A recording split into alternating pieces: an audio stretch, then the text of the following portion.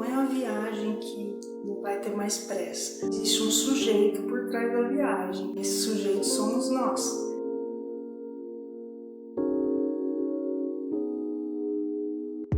Desde sempre o homem se deslocou. Se deslocar faz parte da própria história dos seres humanos. Faz muito tempo que a gente viaja. Na verdade, a gente não pode nem chamar isso de viagem. Vamos chamar primeiro de deslocamento. Então, se a gente pensar nos nossos ancestrais, lá, muitos mil anos atrás, a gente se deslocava ou por abrigo ou para encontrar comida. Depois, quando as tribos começaram a se fixar nos lugares, o ser humano começou a se tornar sedentário, então o motivo do deslocamento era outro.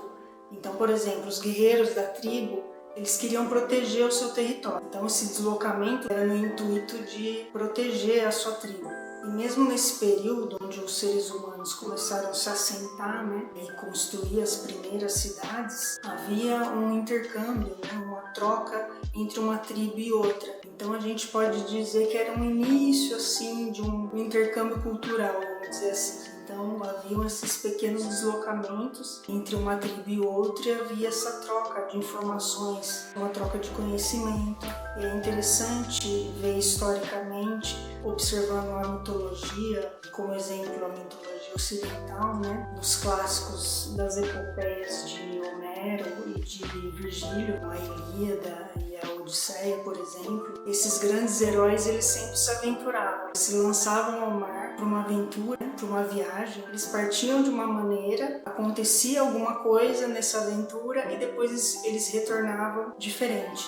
Então é interessante que no próprio mito existe esse aspecto da transformação, do deslocamento, da aventura, do conhecimento do novo lugar e que nesse lugar novo coisas acontecem e essas coisas que podem acontecer, entre aspas, são transformações pessoais. Então caminhando um pouco para frente, já na Idade Média, a viagem ela não é tão valorizada porque o período do feudalismo, então o foco era a religião, o trabalho e a família, e as pessoas na verdade ficavam isoladas nos seus feudos, Então geograficamente não havia esse deslocamento, com exceção das viagens que tinham um contexto de conquista, conquistar um outro feudo. Então no período das cruzadas, por exemplo, a viagem tinha contexto obviamente religioso, mas dentro desse contexto religioso também havia um intercâmbio cultural, imaginando que você está num lugar e você vai para um lugar novo. Naquela época você viajava essas longas distâncias, você saía de onde você estava e você ia para um lugar que você não conhecia, que era novo.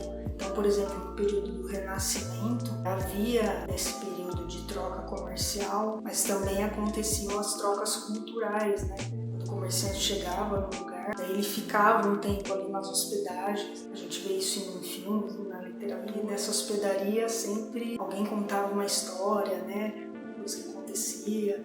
Então havia uma troca também cultural. E esse período do Renascimento também é o período da expansão marítima e do início da colonização, Tirando obviamente o aspecto cruel, negativo que foi a colonização dos povos, Pensando apenas no contexto aí das viagens, foi um momento em que se viajou muito. Novos mundos eram conhecidos, paisagens diferentes, culturas completamente diferentes. E existem muitos registros de diários, de viajantes que estavam nas naus, Acabou a força. Voltou! Então, no século XVI e XVII, as viagens voltam a ser valorizadas. Um aspecto interessante que aconteceu nessa época é o chamado Grand Tour. O Grand Tour era uma viagem de 2 a 3 anos que os filhos dos nobres faziam para fazer a sua formação cultural. Então, eles viajavam normalmente com um tutor, ficavam conhecendo países, paisagens, culturas e línguas diferentes, para poder fazer a sua formação cultural e depois voltar e trabalhar em determinada profissão.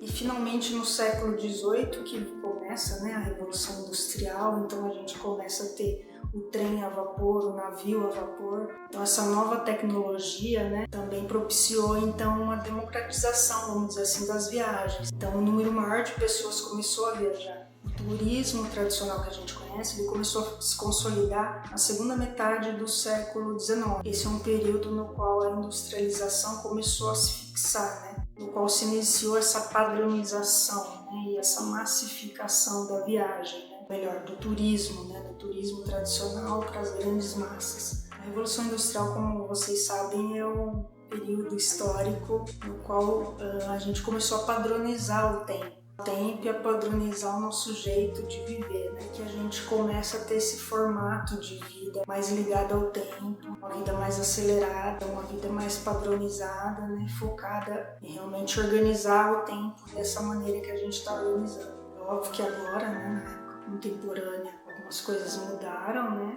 Mas a gente ainda está vivendo num padrão que começou lá atrás. A Revolução Industrial, ela tem esse caráter de mecanização da vida. E a mecanização da vida implica em você viver o tempo da máquina. Esse era o pensamento na época. O ser humano, ele começou a seguir o ritmo da máquina. Hoje a gente não vive tanto o ritmo das máquinas mecânicas, mas talvez a gente siga o ritmo das máquinas tecnológicas, né? Então é uma coisa que a gente pode pensar, qual é o ritmo que a gente está seguindo? A gente continua acelerado, né? Então a sociedade da informação, na qual a gente vive hoje, ela tem um tempo também, ela muda o nosso tempo. A gente corre atrás do tempo dela, a gente não segue o nosso ritmo.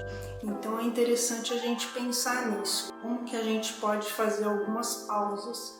Porque mudar a velocidade da vida hoje é uma coisa que a gente pode discutir, mas não é o nosso caso aqui.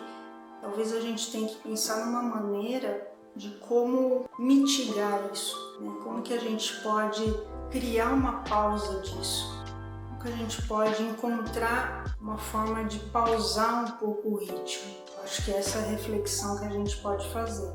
Porque se a gente pensar na viagem sem pressa, não é a viagem que não vai ter mais pressa. Existe um sujeito por trás da viagem. Esse sujeito somos nós, nosso comportamento. Então, se a gente tem um comportamento apressado, a gente vai viajar apressado. Então, se a gente quer viajar sem pressa, a gente tem que começar a refletir como que a gente pode não ter tanta pressa. Realmente é um desafio, não é fácil. E o desacelerar é um dos princípios da viagem do slow travel lá no início, né? Historicamente, esse foi o objetivo básico do slow travel, era a desaceleração da vida. Então essa que é a reflexão que a gente tem que fazer. Como que a gente pode tentar desacelerar um pouco, né? Então a viagem, talvez ela consiga fazer esse deslocamento, né, da realidade onde você está agora, buscar um outro lugar para você se refugiar ou para você ter um espaço para você refletir. Dentro desse espaço, né, que a viagem te proporciona, não só a viagem, mas um passeio, por exemplo, você começar a se comportar de uma outra forma, você começar a exercitar algumas coisas. Por exemplo, os passeios contemplativos. A contemplação, ela é uma prática no qual você começa a prestar atenção nas coisas.